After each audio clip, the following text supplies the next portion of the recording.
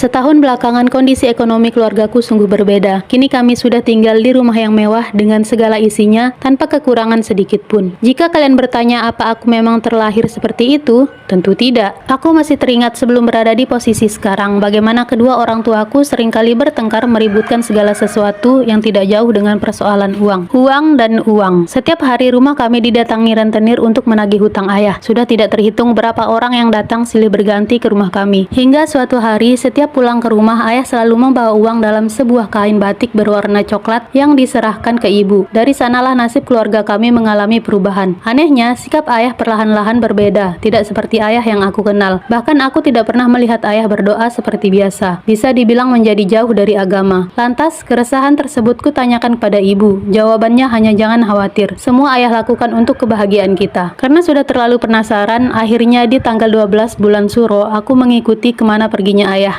Sampainya di tempat tujuan, tepatnya di bagian Jawa paling timur, dekat dengan kaki gunung terkenal tersebut, aku disambut dengan semerbak harum dupa yang berasal dari Balik Pendapa. Tempat tersebut sangat khas dengan arsitektur orang Jawa kebanyakan. Tersusun dari 4 buah tiang sebagai penyangga, dan terdapat detail ukiran di setiap pilarnya yang kaya akan makna. Selanjutnya, di dalam pendapa terlihat natural dengan dinding berwarna krim. Umumnya, tempat tersebut dipenuhi dengan ornamen kayu sebagai hiasan. Kenapa ayah ke tempat seperti ini? Apa tujuannya? Dari balik pintu pendapa tersebut, aku melihat ayah memakai baju serba hitam dengan kain batik coklat yang diikatkan di pinggang. Lantas ia menuju ke dekat makam. Tertulis di sana Eyang Jugo dan Mbah Yasiman. Lantas ayahku duduk bersila dan menabur bunga di depan makam. Kulihat ayah mengucapkan doa-doa yang tidak ku tahu apa maksudnya. Cukup lama di sana, hingga seorang kakek tua membawa sesajen di tangan datang dan menepuk pundak ayah. Sudah saatnya ritual tersebut dilakukan, ucap kakek tersebut dengan lirih. Kuikuti mereka dengan langkah yang hati-hati hingga tiba di sebuah kolam yang sekelilingnya dipenuhi dengan pancuran air dari bambu. Ayah hanya berdiam diri menatap langit di tengah hutan menghadap Gunung Kawi. Selesai ritual tersebut, sang kakek yang menjadi guru kunci ritual memberikan perintah yang bunyinya seperti ini. Duduklah di sini, apapun halangan yang datang, jangan sekali-kali untuk meninggalkan tempat ini. Tunggu hingga daun Dewan Daru jatuh tepat di tubuhmu, ucap kakek sambil menunjuk alas dari daun pisang di bawah pohon besar yang diyakini sebagai pohon Dewan Daru. Lama sekali aku memperhatikan ayah di sana. Wajahnya seperti orang ketakutan, dahinya mengernyit hingga keringat turun tak terbendung. Dari kepalanya, aku hanya bisa menangis dalam diam melihat ayah yang ketakutan. Hingga sosok makhluk bertubuh besar, berambut panjang dan bermata merah datang mendekati ayah. "Ayah, jangan!" teriakku dengan kencang ke arah tempat pertapaan tersebut hingga sosok ayah dan makhluk tersebut menengok ke arah tempatku berdiri. Aku bangun dari tidur saat mengetahui yang kurasakan tadi hanyalah mimpi belaka. Sekujur tubuhku basah